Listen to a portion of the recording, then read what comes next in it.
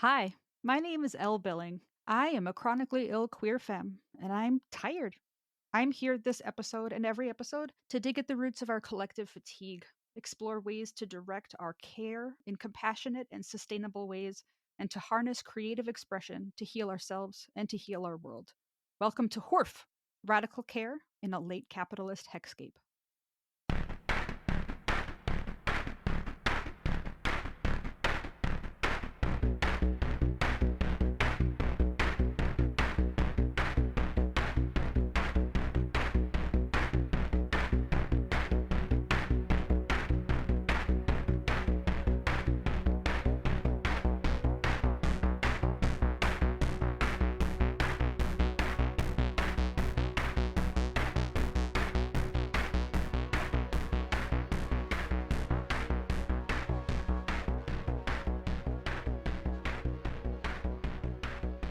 My guest for this episode is Serena JV Elston. Serena is a transdisciplinary sculptor contemplating the body and its relationship to structures of power. Her research based practice explores ecology, post-humanism, disability, and embodiment through a post colonial lens.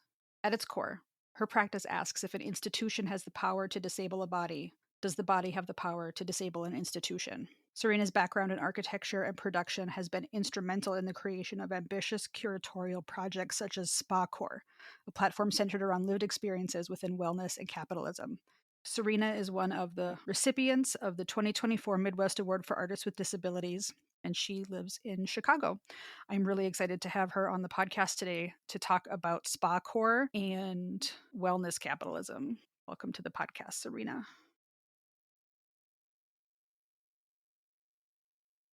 Hi, Serena. Welcome to Hoorf. Again. Hi. Thanks for having me. Yeah, I'm really happy to have you here and really excited to have you on the podcast. Earlier in the season, I've had a chance to chat with other people, other recipients of the Midwest Award for Artists with Disabilities, and I'm really excited to have you towards the end of the season, sort of to bookend it. And you're in Chicago, which is where my partner's from, and hmm just it all worked out really well. I'm just tickled. I was excited to Yeah. get your email back. Yeah, I remembered you reaching out during a very uh complicated grant cycle week. Oh gosh, yeah. And then as soon as I finished that grant, I completely forgot.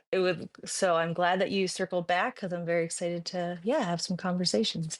Yeah, I'm glad that I did circle back because I have a very open relationship with time is how I explain it. And I don't always notice how long has passed between like times I reach out to people.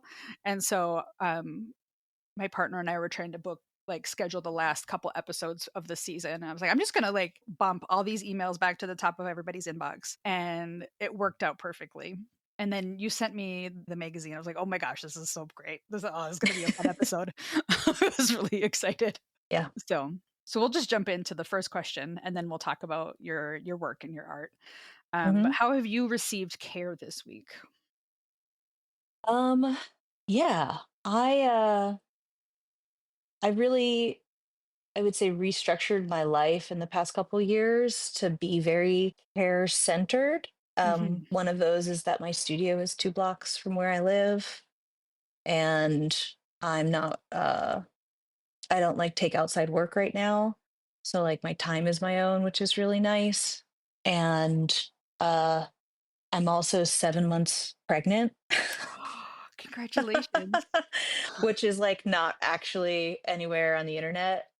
So it's Okay. like this, it's totally fine. It's like, it's just this thing where I think I was just like, I don't really want to do that. I don't want to do Yeah. that.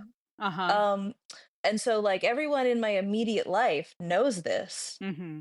and they constantly are like checking in, and they're like, are you hungry? Can I bring you food? Do you want to go for snacks? Yes. um, yeah, it was really nice. I have a partner, and he's absolutely incredible. Um, and you know, I think at first was a bit overwhelmed by the amount of additional care that he was pretty much like mandated to perform when your body Hmm. becomes pregnant.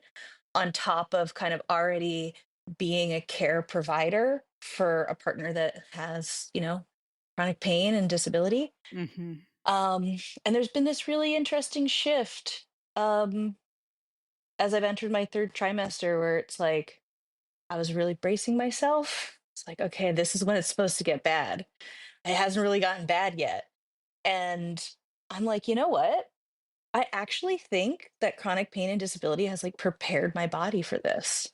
And there isn't really anything that I've experienced. I mean, the first trimester morning sickness is absolute hell. Yes, it's basically you're puking every day. I don't know why they call it morning sickness. It should just be sickness. Yeah. But Yeah. yeah, like, oh, my feet are swollen. Oh, well, they're like that usually. Like, I know what that is and I know how to take care of it. Or like, oh, I typed for too long in a bad chair and now I'm having like muscle tension in my back. Like, oh, okay, I know. Like, hey, I'm on. Like, can you come and can you like rub my back or like put a heat compress? And so there's this really interesting extra care that's happening right now where there's other people who are like checking in Mhm. because they know I'm literally growing a human and time is much slower. So as much time as I used to give myself knowing that it took me longer to recover, that if I had a flare up, I like needed to not do anything for maybe 3 days. Now it's like I wake up and I just like see what's going to happen. Mhm. Is today a day that I'm going to get anything done? If not, it's fine. Like I'm still that experience is still valid. That experience is still like capitalist terms, but like I'm still being productive, right? Like I'm still Yeah. growing a human. Right. You're still getting the care you need and you're still able to offer it to yourself. And now other people see it. Like that's Yeah. like that's kind of the difference. Is like now other people are aware that your body needs care. Yeah. And there's also this additional thing that's quite interesting, which is that I'm actually in way less discomfort and pain as a pregnant person than I was before. And I don't know if that's because I'm like slowing down or if Huh. it's the hormones that are like make all your ligaments and muscles loose. I'm like, I don't have, a lot of you know, tight muscle Uh-huh. neurological symptoms right now. Like I don't know what it is, but this is very doable. Yeah, I remember when I was asking my neurologist cuz my partner and I were going to try to get pregnant and I was asking my neurologist, I'm like, what's this going to look like? What are hormones going to do to my migraines? He's like, I don't know. I'm like, really? You don't know? He goes, well, there's like a 33% chance that it'll make them worse, a 33% chance that nothing will happen, and a 33% chance that like they'll go away for the duration of your pregnancy. And I'm like there's basically a 66% chance that you will nothing will happen or like you'll do better. So really only like a 33% chance that you'll be in worse shape than you are now. And I'm like, "Okay, Yeah. but like you don't know until it happens. Like they can't predict on an individual level what's going to No, happen." because the funding towards like maternal health or women's health or any of that is just like such garbage, whatever. But Yes. And the added layer of migraine is yeah. that most migraine sufferers, most migraine patients are women, asterisk. Like, Yeah. um, People that can get pregnant. Yeah. yeah, and it was weird. The 33% is also this like the success rate of any particular migraine treatment. Like, Makes you really want to like, become a gambler or something. It's like they're just throwing these like statistics. That's what it is. It's not. yeah, Yeah. Yeah, I think that I didn't know my body would be like good at this. That's a really hmm scary thing, especially I think when you're in a body that has experienced I would say things outside of the normal realm of existence, like disability, like chronic pain, let's say hmm migraines. Like I've had to learn how to rewalk 4 times in my life. oh I'm wow, 37, you yeah, know? So I'm like, okay, I can handle pain. This I know I can do. I can handle discomfort. I don't know. That's all I know. That's all I know, hmm going into this. And what I've come to know that is true, at least about me, is that like my body is very intelligent. Intelligent in ways that like I don't I had no idea. Mhm. It like clearly knows what it's doing and tells me when it needs something and tells me when I need to lay the fuck down. Yeah. And it's pretty cool. It's pretty cool because I again I think that like learning to be acutely aware of messages from your body like, ooh, you might want to stop doing that or else you're gonna have a flare Mhm. up, is really coming in handy now. Yeah. But like surprisingly like I'm still quite strong, can like still do stuff. Yeah, We had a that's dinner great. party here on Sunday and everyone was like a little annoyed that I invited so many people, but I was like, I want to hang out with people. I can't go out late at night. I can't go to bars. Like it's not safe for me to be around like huge groups of people right now. Mhm. Just like getting sick and stuff. So, and they saw me like moving chairs and like lifting platters of food and everyone was freaking out and they're like, no, no, no, let me do this. I was like, I am still capable of doing stuff. Ask again in 2 months. Like, Yeah, save that energy. I'll need to tap into that later. yeah. Yeah. I totally get you on the, like, being in tune with our body's cues is useful. Definitely. Hmm.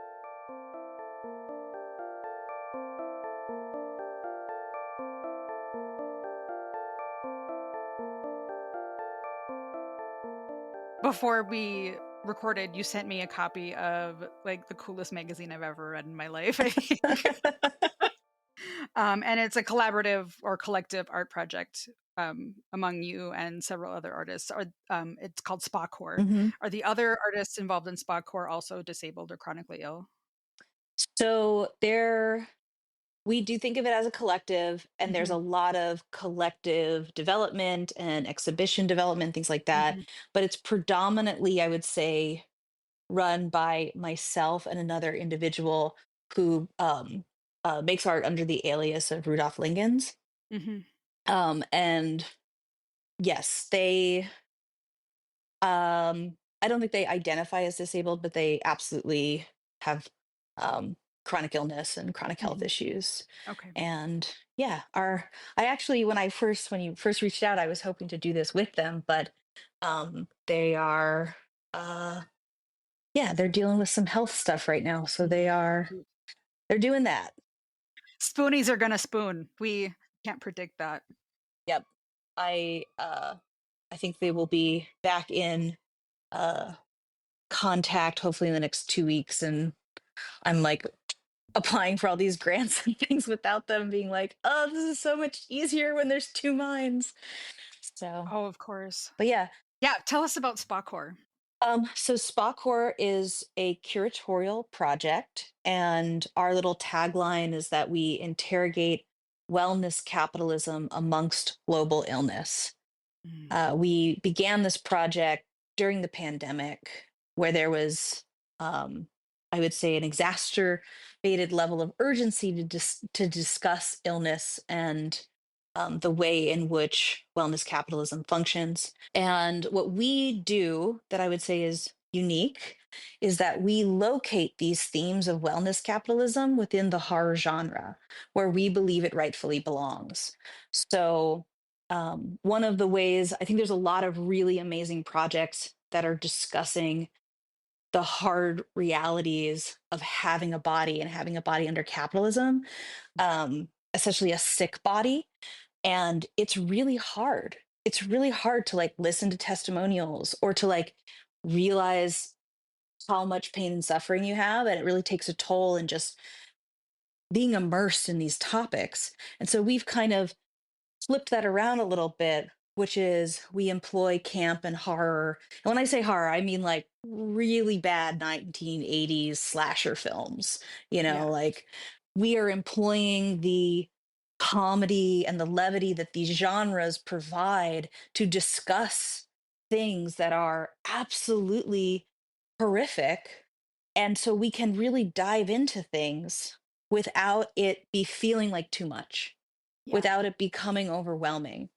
And I think I've worked on a lot of curatorial projects, art projects that are multi-year and throughout my life. And what I think is really incredible about SPACORE is that I have never met somebody who did not, within a 2 to 5 minute conversation, immediately understand this project and wanting it to exist. Like I was at a rural like sports bar in Wisconsin trying to submit a grant, and it was like the only place that had Wi-Fi, and they close at midnight. The grants due at midnight. I ordered Yeah. some food. I hadn't touched the food.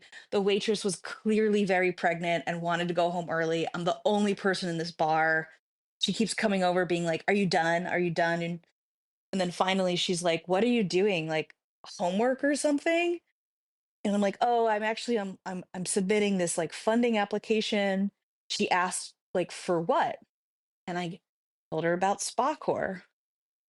And I was like, if you've ever been sick, if you have ever been poor, if you've ever had a job that didn't provide health insurance, like this is SPACORE. And she looked at me and she goes, "You take all the time you need," and just walked away. Hmm. And I was like, wow, rural Wisconsin, pregnant waitress lady is down with SPACORE. Like She gets it. she gets it. This project has the ability to cut across lines that I think normally are inaccessible to contemporary art projects. And that's what I think is so incredible about it, and why I'm very, very excited to keep working on it and developing it and expanding it. I'm just thinking about all the different. I mean, there's so much packed into the magazine, and the magazine's just part of it. Like, because there's installations and other Hmm. projects that are all part of this collective, yeah, curatorial project. And I've skimmed really the magazine in the hour before we got on mic. The one that really, not the one. Everything is great. I could. I'm having a hard time articulating myself right now. Um, there's something for everybody in it. I mean, because you tackle like the cult of work and the problems of like you said, wellness capitalism and inaccessibility of healthcare and like health inequality and all of those things.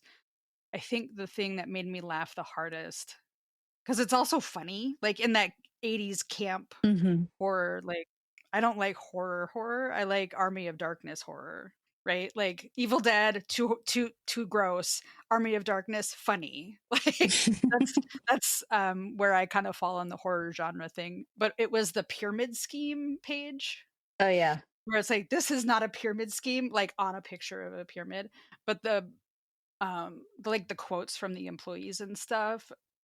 The thing that just killed me was work is like a family if that family is a human centipede, Yep.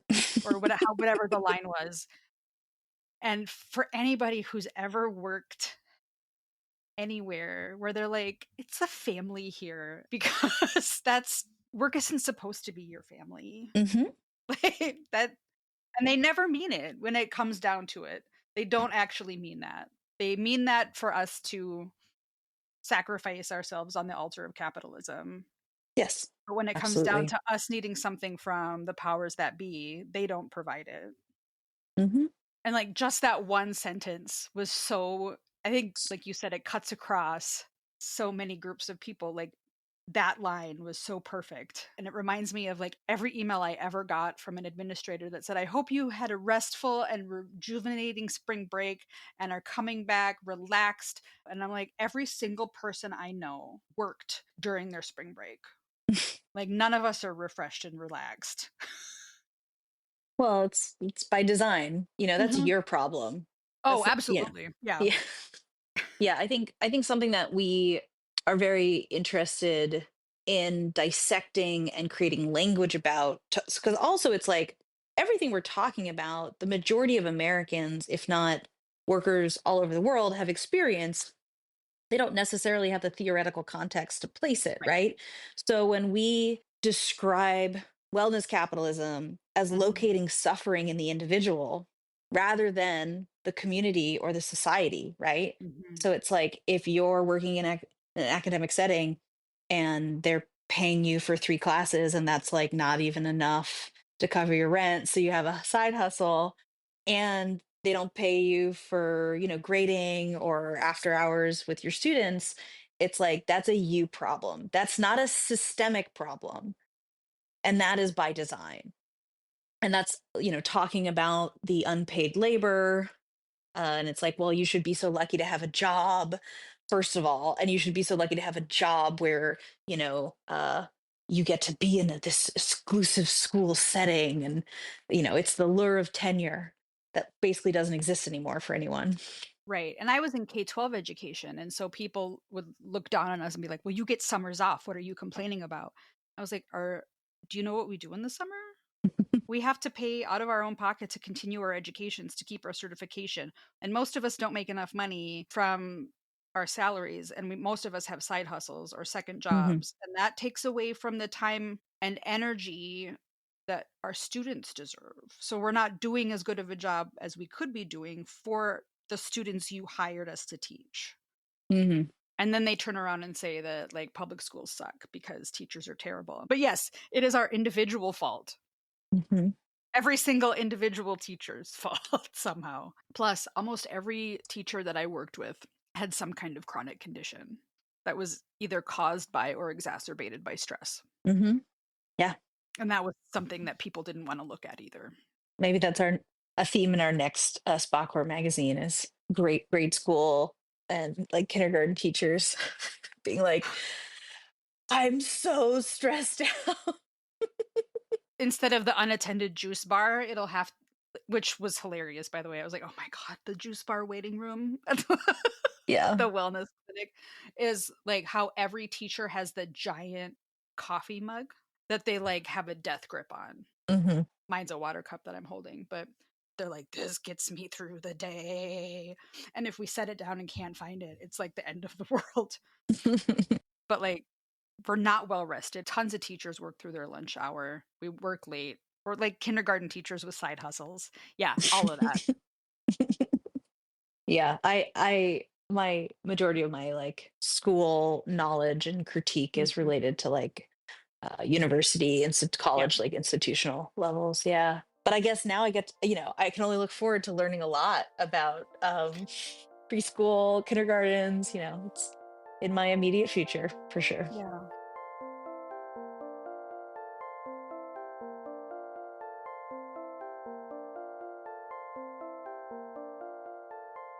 So when you're not doing work with SPACORE, what kind of art are you creating and making? I have I mean I am both a curator, so I have a Mhm. curatorial practice, and I am a contemporary sculptor, a Mhm. predominantly sculptor, yeah. And I have a practice and it overlaps. So I also create artwork that's been exhibited with SPACORE. Mhm. But yeah, I have my own independent practice. And I would say that there's a lot of commonality between the themes, but Mhm. I do not use humor when I Yeah. approach these subjects in my Yeah. personal practice. It's much more raw, it's very visceral, it's very I'd say materially focused to Mhm. kind of engage with the subject matter. So Okay. yeah. Is there anything you're working on right now?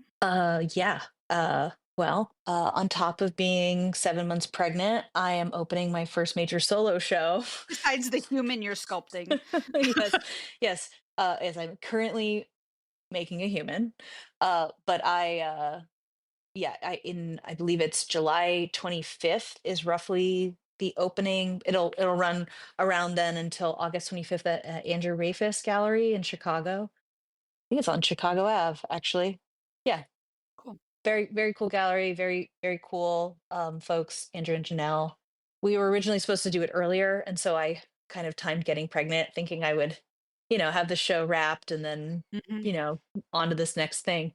And then they moved the timing a little bit, and I was so nervous about it to disclose, first of all, and then there's just a lot of stigma. I was just really worried because I Mhm. have never had an opportunity like this before as an artist that predominantly works with biological materials and materials that are not easily sellable. They're Mhm. very transient. Like, wow, this really cool galleries wants to talk with me. And I had the hard conversation with them. And after I told them, they were like, this is so exciting. We're so excited for you. We're extra excited to do the show at this time. And like, whatever you need, we'll make sure we have like an extra assistant on staff. And I was like, yay, not everyone sucks. Like, That's awesome. what a lovely surprise. So yeah, I am slowly but surely moving towards developing and completing all of that work uh Awesome. 2 months early so that it doesn't conflict with baby. But yeah, it's the show is an extension of, I would say, the like artist thesis that I've been working with for the past 2 years, which really kind of frames around this question that if the institution has the ability to disable a body, does a body have the ability to disable an institution? And I think uh, both the term institution and body here, I use somewhat, I use very loosely and almost interchangeably. Mhm. So an institution can be a school, it could be a body of thought, it could be a political movement, it could be anything, right? Mhm. It's a construction of something. It's not naturally, organically existing. It's been created, and the term body then also refers to like the institutional body and the ideological body, um, and the human body or the ecological body, right? So there's it's a body Mm. and something. I just finished Joanna Hedva's book, How to Tell When We Will Die. Have you read this? I haven't. Oh, got to read it. I would say probably one of the best texts on chronic illness and disability as it relates to ableism and capitalism and all of this. But she has this really blunt way of kind of composing this, which is that I'm even just going to quote it so I don't mess this up. And I'm writing it down right now, so I add it to my TBR list. Oh yeah, yeah. I really anything. They are the writer of Sick Woman Theory. Yep. If you've read that, yeah. I've read that. Yep. So they do a lot of other stuff, but I would say this is the first continuation of Sick Woman Theory, and it's like a full book. Yeah, so Joanna Hedva has this quote that I think really gets at the core, which is the body's dependence is its ontology. It cannot survive alone onto itself, even if it wanted to. And so all of these constructions that affect our reality and how we can move through the world, whether that's capitalism or gender or, you know, labor, like these types of things, that really construct the tangible reality of our day to day, they are in fact bodies that require maintenance and require upholding and care in order to function Mm. the same way that our bodies do. And all of these things function in a space of porosity.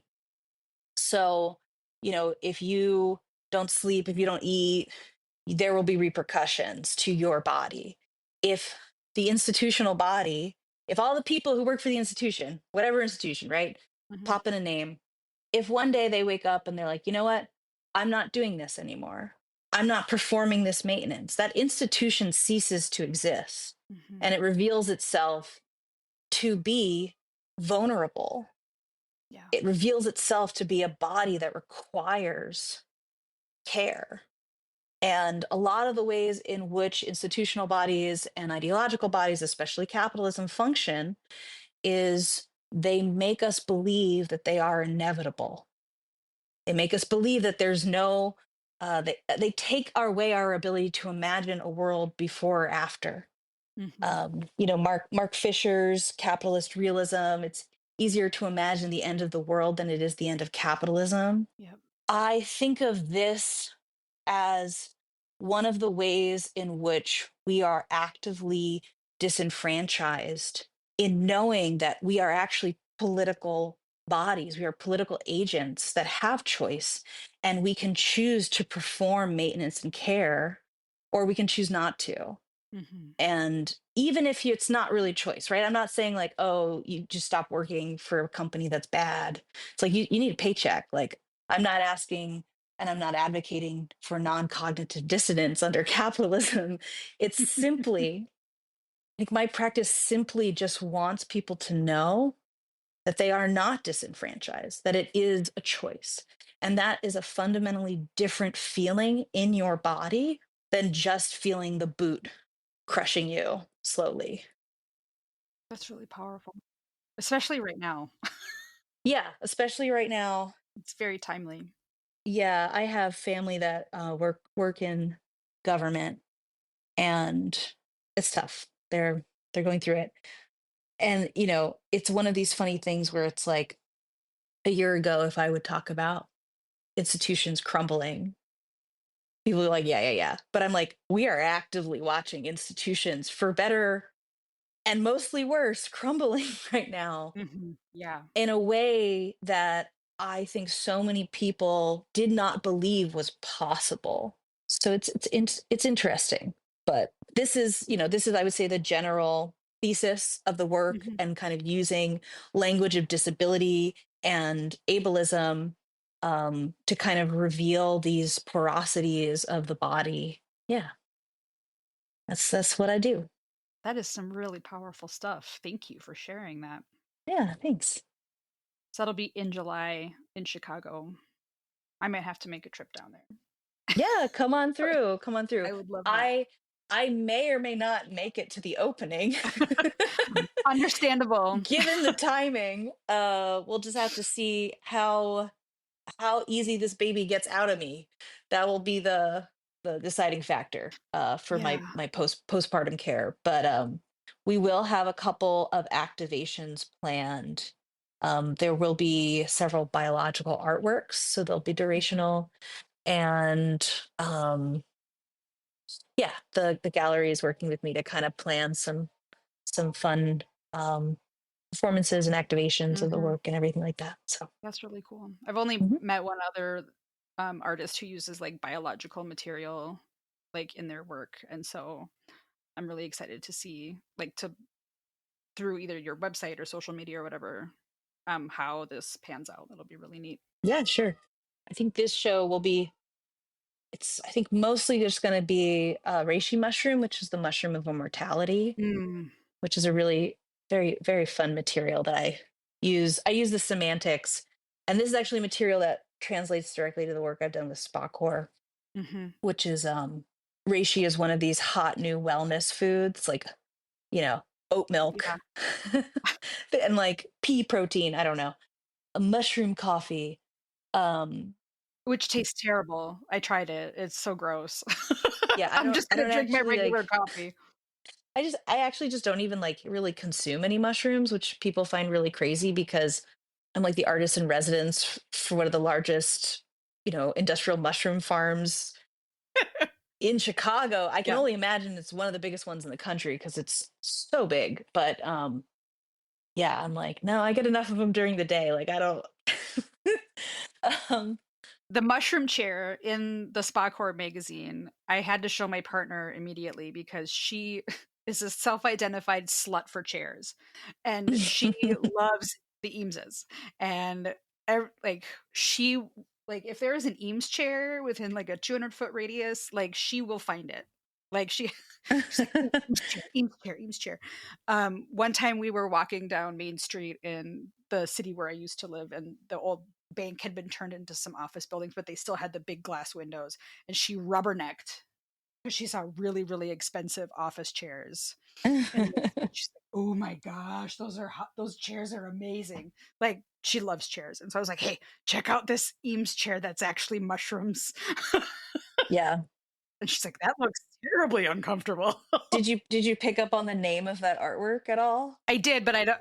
I was reading so much to No, I no, don't remember it's what it was fine. called. It's I think, my one I'm historically very bad at naming things, and it's my one Mhm. win. It's my one, like, I did it, like, mic Yeah. drop, walk out of the room. It's called MCM OBGYN. I love it.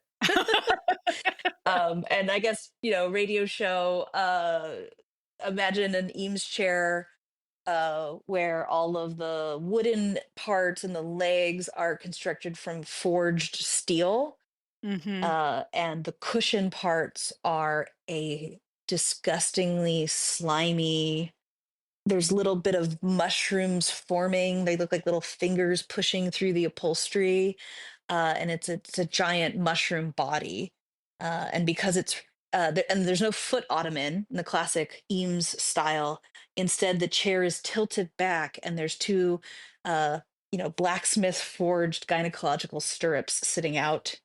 And as the chair is tilted back, mushrooms, as they grow, they respirate and they, secrete fluids, one of which is, oh, now I'm going to forget the word for it, but basically mushrooms secrete this liquid, and it's not quite pee, it's something else. But when it pools on the mushroom, it stains it a little bit. So, like, right where your butt goes, there's this nice deep dark stain. It's metabolites, that's the word I was looking for. Okay. Yeah, it's a good work. It got collected, so, you can go visit it. Oh my gosh, that's incredible. Yeah. I believe it's currently up at the Gertie office, which is like a really cool arts organization in Chicago. Um, yeah, Abby Pucker purchased it, and I was like, "Wait, what? What are we talking about? Wait, you wanna buy this? You wanna buy this?" But it's gross. Okay, cool, yeah, I'll take your money. I mean, I think that was it was so incredible that she was interested, but also it was like, I think, a really big turning point for me as an artist, because Abby Pucker is Mhm. like a well-known art person in Chicago. Okay. And I could be like, Abby Pucker purchased my incredibly disgusting, slimy Eames chair. And I think that kind of, sparked some people who, like, were like, oh yeah, you do really cool work, but, like, you're not commercially viable, so, like, Mhm. you can continue to exhibit, but not in these other spaces, uh that function on a commercial viability. And they We'll were tell like, that to Abby oh, you Pucker. sold a mushroom work, ooh, okay. Yeah, that's cool. So, I have one last question before we wrap up. Mhm. So, what is one true thing that you have learned from your creative practice? I was thinking about this question, and I think the best answer I have is, I get a reaction a lot when I tell people what I do or what I have done or what I'm thinking about doing or what I'm going to do, right? Anywhere in that span of time. Oh, that's so ambitious. And it has always rubbed me the wrong way. It has always made me a little bit angry and a little bit jaded, and ultimately, like, fueled the continuation of that project. And I think what I have come to know to be true is that when people react to you like that, it says more about them than you. Mm. And kind of ultimately, it's kind of a fuck you statement. It's like a, oh, bless your heart type thing, you It's the know? bless your heart of the art world. Yeah. And one of the really cool things that has come out of being in Chicago is finding other people that are working at a similar level, that are as ambitious, that are not deterred by something seeming difficult or impossible or unlikely, and being able to work in community and collaboration with them. So, like, SPACORE is an example of that. Mhm. And I have another collective called the Laboratory of Material Slippage with an artist, Vince Vaughn, where we kind of predominantly work with biologicals, and we're both very skilled in, like, different aspects of that. And yeah, we, like, pull off these things, and people are just like kind of looking at us upside down, like, wow, like, I didn't know that was possible. And it was like, yeah, well, that's our job. That's Mhm. our job. And if we do our job well, then your relationship to object, your relationship to ideas, your relationship to your world will feel a little bit different and hopefully a little bit softer. So yeah, that's I guess find the other really ambitious people. Yeah. Thank you for sharing that. Yeah, that's my 2 cents, I guess. I love it. Thank you. Hmm. Where can people find you and your work? I am going to be showing in Chicago Hmm. towards the end of July, but through August at Andrew Rafacz Gallery in 2025. And I have a personal website, which is just my name, Serena, Serena JVE.com. You can also find lots of the links to other organizations and projects that I do. But if you are very interested in reading the SPACORE magazine or getting a copy yourself, we have them available on the SPACORE website, which is spacore.skin. Awesome. Thank you so much. Mm-hmm. It was great to have you today. Thank you for joining us on this episode of Hoorf. To get the complete show notes and all the links mentioned on today's episode, or to get a full transcript of the episode, visit hoorfpodcast.com. Join the blessed herd of St. Winkus. By signing up for our newsletter, you can get Hoorf episodes delivered directly to your inbox. What's more, you get invitations to our monthly Coffee and Biscuits Chat, where you get to hang out with Ricki and Elle, talk about the show, and connect on the topics that mean the most to you. You can sign up for that at hoorfpodcast.com. If you become a patron for only $3 a month, you can support the creation of this podcast, help pay my editor, and join a community of caregivers out here just doing our best. Thank you again for joining me, Elle Billing, the chronically ill queer femme who is very tired, on this episode of Hoorf. Until next time, be excellent to each other. Hoorf is hosted by Elle Billing at Ellen Wink. Audio editing by Ricki Cummings at Ricki Poo. Music composed by Ricki Cummings. Hoorf is a production of Ellen Wink Art Studio LLC, all rights reserved. Hoorf can be found on all social media platforms at Hoorf Podcast, at HOORF Podcast.